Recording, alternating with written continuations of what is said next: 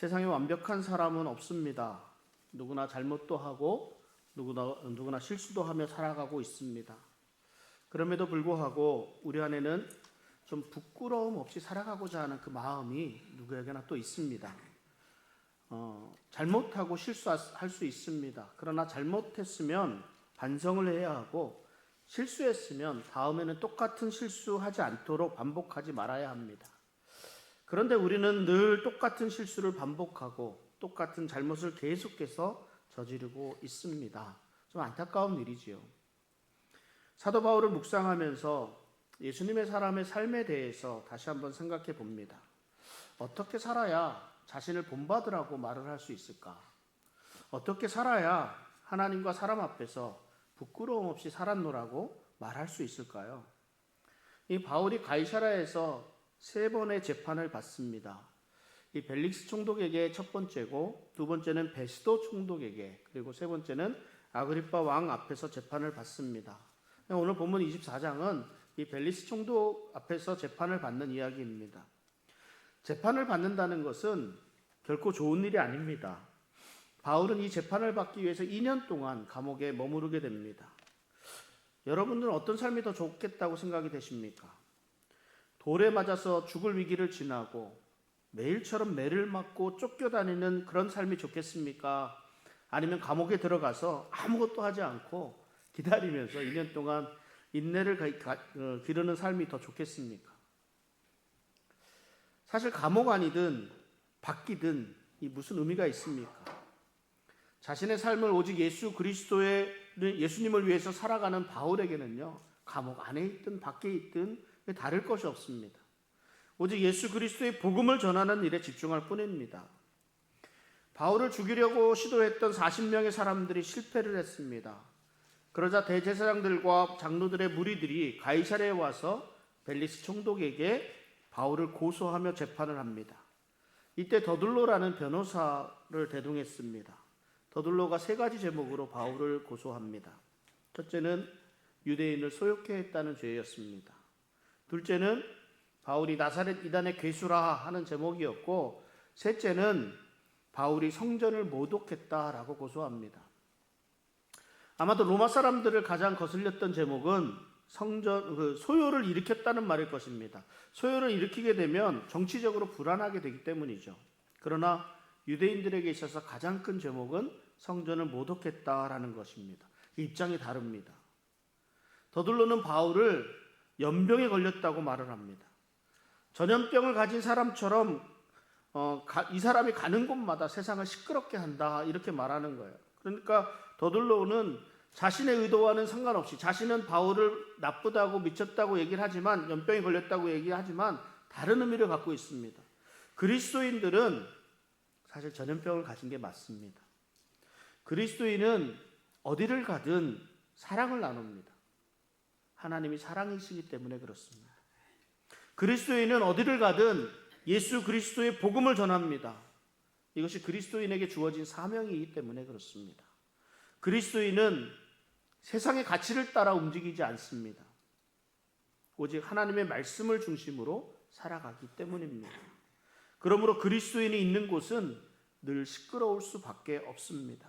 사랑이 나누어지고 복음이 전해지고 세상을 변화시키기 때문입니다. 이 벨릭스 총독이 더둘로의 고소에 답할 기회를 바울에게 허락합니다. 제가 요즘 관심을 가지고 많이 지켜보는 일들이 있습니다. 한국에서 진행되고 있는 내란 재판입니다. 검사와 변호사들이 어떻게 대응하는가에 대한 것들을 살펴봅니다. 이것을 중재하면서 재판을 진행하는 이 판사들의 모습도 주의 깊게 지켜봅니다.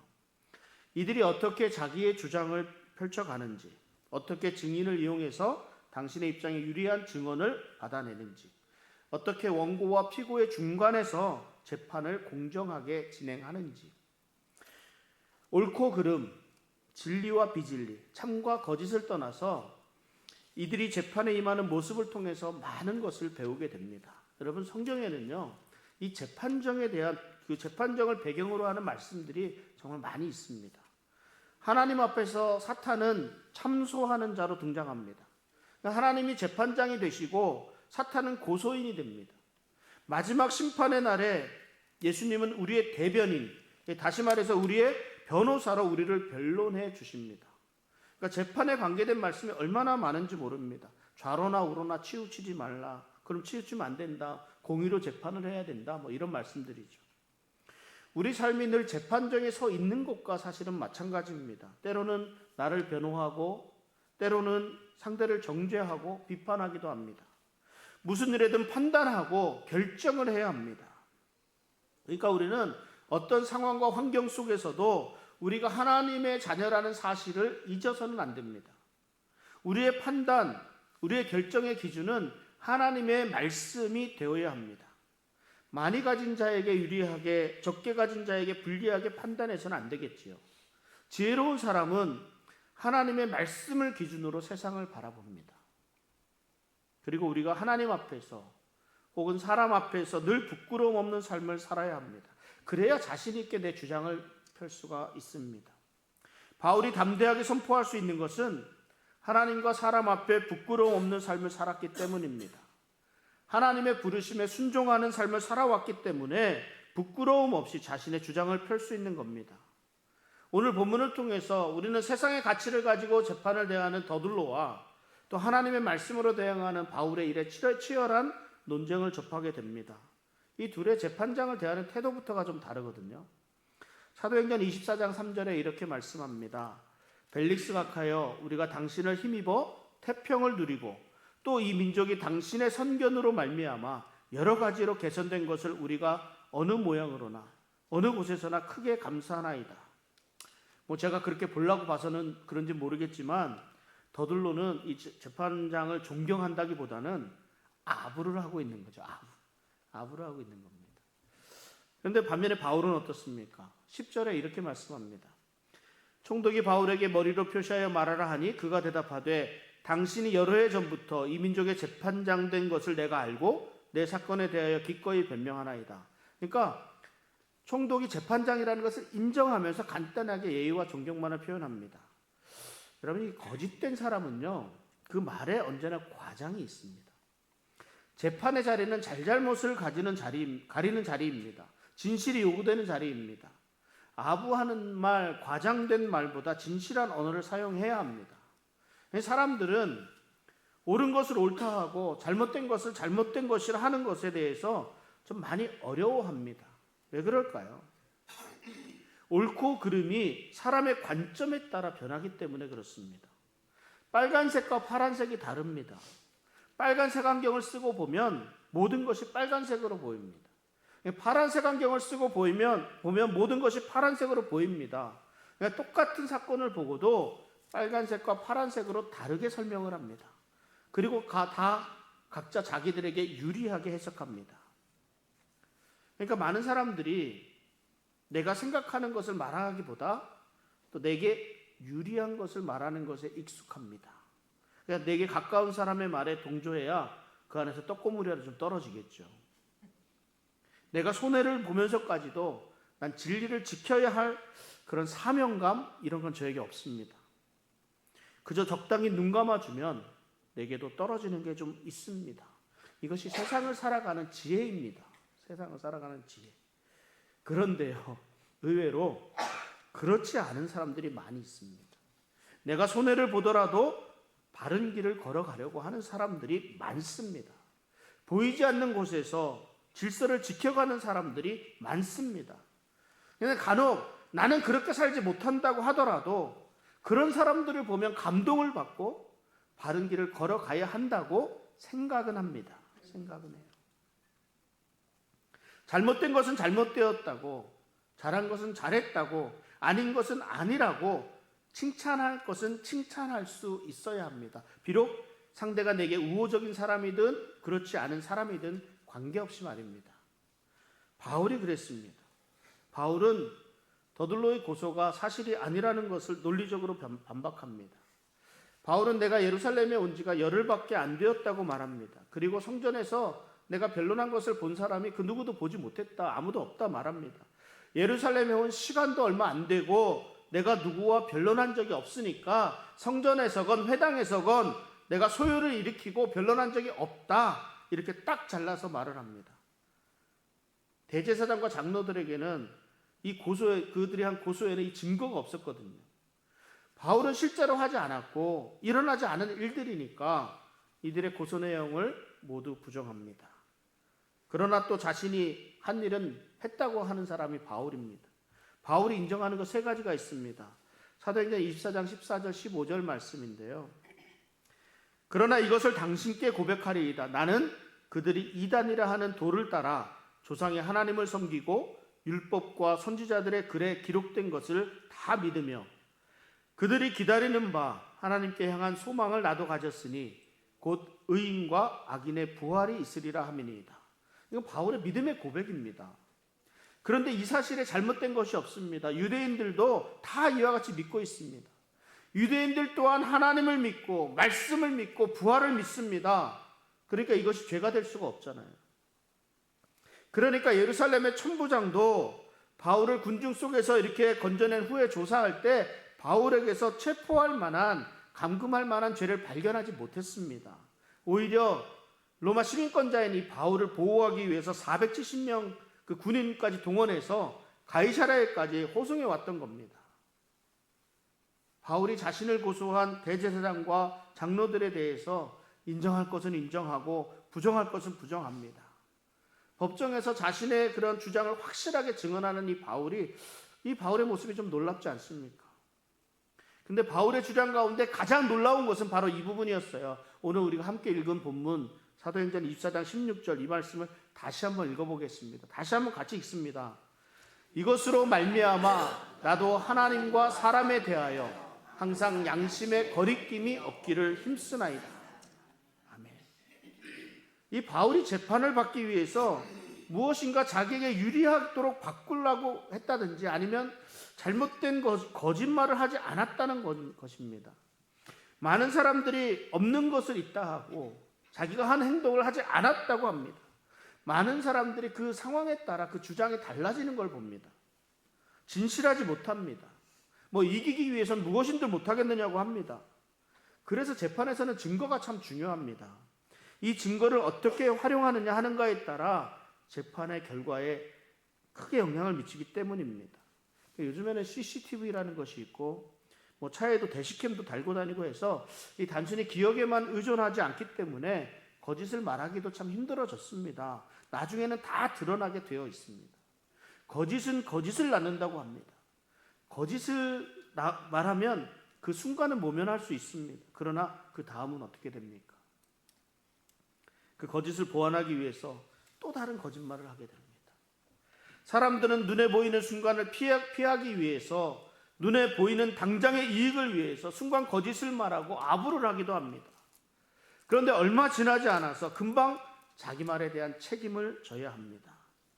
자기가 던진 그물에 자기가 걸립니다. 바울은 자기 주장의 최후 보루를 양심이라고 말합니다. 양심에 거리낌이 없기를 힘쓴다라고 주장합니다.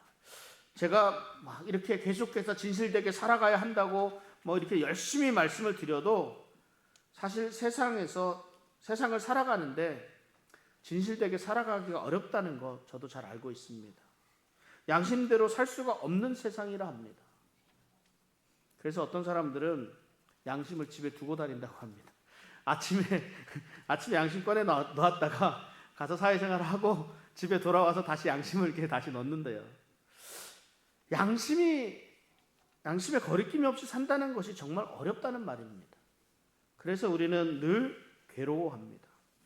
그래도 우리 마음에는 부끄러움이 없이 살고 싶다는 그 마음이 있기 때문입니다.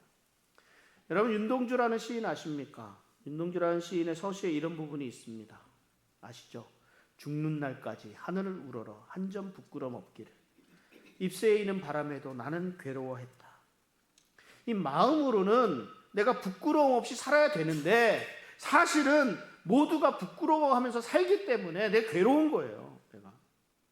우리는요 큰 거짓말은 하지 않습니다. 그러나 날마다 작은 거짓말들을 하면서 살아갑니다. 우리는 큰 강도 같은 그런 나쁜 짓을 하지 않아도 작다고 할 수 있는 속임수를 쓰면서 살아가기도 합니다. 여러분 이거 아십니까? 죄에는 두 가지 죄가 있습니다. 두 가지 죄. 하나는 들킨 죄고 다른 하나는 안 들킨 죄.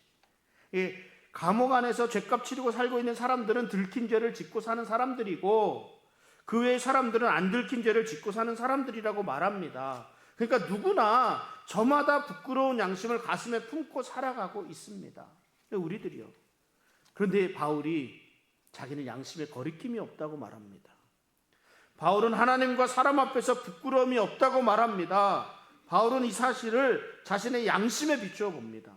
바울이 로마서에서도 이런 고백을 합니다. 로마서 9장 1절에 내가 그리스도 안에서 참말을 하고 거짓말을 아니하노라. 나에게 큰 근심이 있는 것과 마음에 그치지 않는 고통이 있는 것을 내 양심이 성령 안에서 나와 더불어 증언하노니. 바울이 자신의 삶에 여유가 있어서 양심대로 사는 것이 아니었습니다.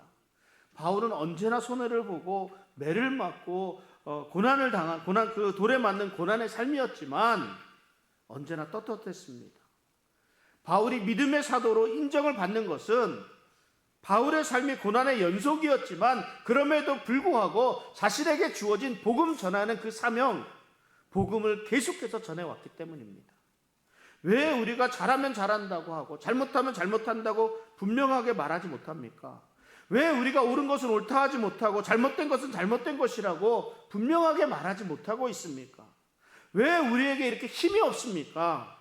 왜 우리가 당당하지 못합니까? 떳떳하지 못하기 때문입니다. 부끄럽기 때문입니다. 내가 조금 손해를 보더라도 세상 앞에서 떳떳했다면 부끄럽지 않을 수 있습니다. 우리는 적당하게 세상과 타협하면서 살아갑니다. 이것이 우리를 점점 더 약하게 만들어 갑니다. 세상 살면 다 그렇고 그런 거야. 이것이 우리의 신앙생활에도 그대로 적용이 됩니다. 우리 마음에는 늘 빚진 자의 마음이 있습니다. 내가 하지 못하는데 무슨 말을 할 수 있느냐는 겁니다. 나도 다른 사람과 다르지 않다는 겁니다. 그래서 자신이 없습니다. 그래서 자꾸만 뒤로 빠지려고만 합니다. 그런데 바울을 보십시오. 바울은 자기가 더 많은 형벌을 받게 될지라도 떳떳하게 양심에 부끄러움 없이 고백합니다. 바울은 자기가 세 차례에 걸쳐 다녀온 전도 여행에 대해서 말합니다. 그리고 해외에 있는 교회들이 헌금한 그 구제금을 가지고 예루살렘으로 돌아온 것, 그리고 자기가 정결의 의식을 드린 것, 이거 다 말합니다. 그러면서 자신이 잘못한 것이 있다면 내가 부활을 믿는 것이라고 말하는 거죠. 사도행전 24장 22절에 오직 내가 그들 가운데 서서 외치기를 내가 죽은 자의 부활에 대하여 오늘 너희 앞에 신문을 받는다고 한 이 한 소리만 있을 따름이니이다 하니. 바울이 이렇게 담대하게 외칠 수 있었던 것은 떳떳하게 살아왔기 때문이죠. 양심에 부끄러움 없이 살아왔기 때문입니다. 양심에 부끄러움 없는 그리스도인이 많이 생겼을 때 세상이 변하게 됩니다. 그리스도인이 있는 곳에는 언제나 소요가 일어날 수밖에 없습니다. 기존에 가지고 있는 권력 사이에 균열이 발생하고 기존에 가지고 있는 가치관이 흔들리기 때문에 그렇습니다. 깨어지고 부서져야 새롭게 세워갈 수 있습니다. 근데 이 역할을 우리 그리스도인들이 우리가 이 역할을 감당해야 합니다. 벨리스 총독이 바울의 증언과 우리 천부장이 쓴 편지의 내용 등을 살펴보면서 바울의 증언이 진실임을 이제 알게 됐습니다. 그리고 바울에게 좋은 감정을 가지게 되는 것을 봅니다. 본문 22절 23절을 보면 벨릭스가 이 도에 관한 것을 더 자세히 아는 고로 연기하여 이르되 천부장 루시아가 내려오거든 너희 일을 처결하리라 하고 백부장에게 명하여 바울을 지키되 자유를 주고 그의 친구들이 그를 돌보아 주는 것을 금하지 말라 하니라. 그러니까 벨릭스 총독이요 선고유예 판결을 한 겁니다. 선고유예 미루겠다 이거죠. 천부장 루시아가 올 때까지 그 판단을 미루겠다는 말입니다.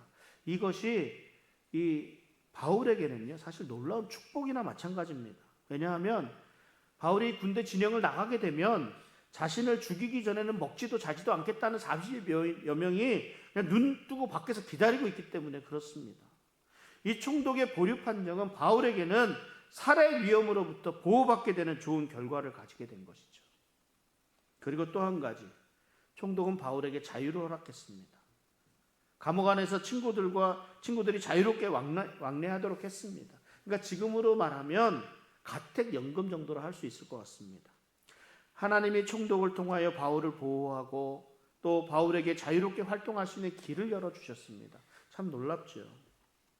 바울의 재판 이후에 벨릭스의 행동이 두 가지 행동을 기록하고 있는데 24절 25절에 보니까 수일 후에 벨릭스가 그 안에 유대 여자 드루실라와 함께 와서 바울을 불러 그리스도 예수 믿는 도를 듣거늘 바울이 의와 절제와 장차 오는 심판을 강론하니 벨릭스가 두려워하여 대답하되 지금은 가라 내가 틈이 있으면 너를 부르리라 하고 바울은 결코 교만한 사람이 아니었습니다. 바울의 자신에 대한 떳떳함은 복음을 가진 자의 담대함이었습니다. 이 모습에 벨릭스 총독이 감명을 받았습니다. 그가 유대인이었던 아내와 함께 예수를 믿는 도를 들었습니다. 벨릭스가 궁금한 것은 바울이 어떻게 이렇게 담대하게 자신의 주장을 펼 수 있는가에 있었습니다. 그래서 궁금한 것을 물었습니다. 바울이 의에 대해서, 절제에 대해서, 심판에 대해서 설명합니다. 그러니까 벨릭스가 두려워하였다 말씀을 합니다. 하나님의 말씀 앞에 누구든지 두렵지 않은 사람이 있겠습니까? 바울의 담대함은 오직 그가 하나님의 말씀만을 전했기 때문입니다. 그가 오직 예수 그리스도만을 전했기 때문입니다. 이에 벨릭스가 두려워합니다. 그리스도인은 자신이 무엇을 가지고 있는가에 따라서 평가받는 사람이 아닙니다. 그리스도인은 예수 그리스도로 말미암아 그의 명예도 능력도 사람됨도 평가를 받게 되는 겁니다. 그리스도인이기 때문에 그렇습니다. 벨릭스가 바울의 강론에 감동합니다. 그럼에도 불구하고 벨릭스에겐 특별한 변화가 없었습니다. 원래 그가 가지고 있던 그대로 행동하는데 26절에 이런 말씀이 있습니다. 동시에 또 바울에게서 돈을 받을까 바라는 거로 더 자주 불러 같이 이야기하더라. 벨릭스는 자기가 돈을 받을까 혹시 자기에게 돈을 가져다 주지 않을까 해서 바울을 자주 불렀다고 합니다. 왜냐하면 바울 주변엔 사람들이 끊이지 않고 모여들었거든요. 그 안에는 유복한 사람들도 많이 있었을 겁니다. 먼 곳에서부터 찾아오는 사람들도 있었습니다. 바울에게서 볼 수 있는 그 여유로움 그 때문인지도 모르겠습니다. 그래서 혹시나 바울에게서 돈을 받을 수 있을까 그 하는 이유로 자주 불렀다고 합니다. 벨릭스를 보면서 어떻게 보면 오늘의 우리와 별반 다르지 않다. 벨릭스에게는 두 가지 관심이 있었습니다. 하나는 바울이 믿고 있는 신에 대한 신앙적인 관점, 그리고 또 하나는 돈에 대한 관심이었습니다. 돈도 좋고 하나님도 좋은 것이 우리들 생각 아니겠습니까? 돈 싫어하는 사람이 어디에 있습니까?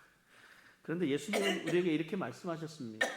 마태복음 6장 24절에 한 사람이 두 주인을 섬기지 못할 것이니 혹 이를 미워하고 저를 사랑하거나 혹 이를 중히 여기고 저를 경히 여김이라. 너희가 하나님과 재물을 겸하여 섬기지 못하느니라. 그러니까 둘 중에 하나를 선택해야 한다는 말입니다. 무엇이 중심이 되는 삶을 살아야 하느냐, 이것을 결정하라고 말씀합니다. 우리 신앙이 좀 더 성숙해지지 못하는 데에는 이런 이유도 큰 몫을 합니다. 우리가 살아가는 데 필요한 것이 재물이기 때문입니다. 돈이기 때문입니다. 교회를 잘 다니겠다고 합니다. 더 열심히 하라고 하면 내가 교회를 안 다니겠다는 것이 아니고 돈 좀 벌고 가겠다는 겁니다. 그러니까 내가 내 할 일 다 하고 시간 남으면 교회 다닌다는 겁니다. 좋은 시간, 필요한 시간은 나를 위해서 쓰고 나머지 시간에 시간이 되면 주님을 위해 쓰겠다, 이런 말이나 마찬가지 아니겠습니까? 우리 삶의 우선순위를 좀 돌아볼 수 있어야 합니다. 하나님 중심의 삶이 될 수 있도록 우리의 마음과 생각을 하나님에게 집중할 수 있어야 합니다. 우리가 하나님 중심으로 살고자 하면 하나님이 그에 필요한 모든 것들을 허락해 주시는 줄 믿습니다.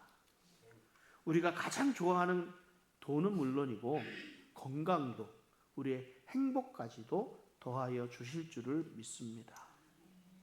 오늘 본문 27절에 이렇게 말씀합니다. 이태가 지난 후 보르기오 베스도가 벨릭스의 소임을 받으니 벨릭스가 유대인의 마음을 얻고자 하여 바울을 구류하여 두니라. 벨릭스는 바울이 죄가 없다는 것을 알았습니다. 그럼에도 불구하고 유대인의 마음을 얻고자 바울을 구금하여 두었습니다. 그 기간이 2년이나 되었습니다. 그 다음을 베스도가 이어받았다고 말씀합니다. 오늘 우리 바울의 첫 번째 재판 이야기를 나누었습니다. 바울은 하나님과 사람 앞에서 부끄러움 없이 살았노라고 선언합니다. 우리가 우리 안에 있는 이 부끄러운 것들을 제거해야 담대할 수 있습니다. 떳떳할 수 있습니다. 하나님과 사람 앞에서 신실하게 진실하게 살아가는 우리 성도님들의 삶이 되시기를 주님의 이름으로 축원합니다. 이 시간 좀 같이 기도하겠습니다.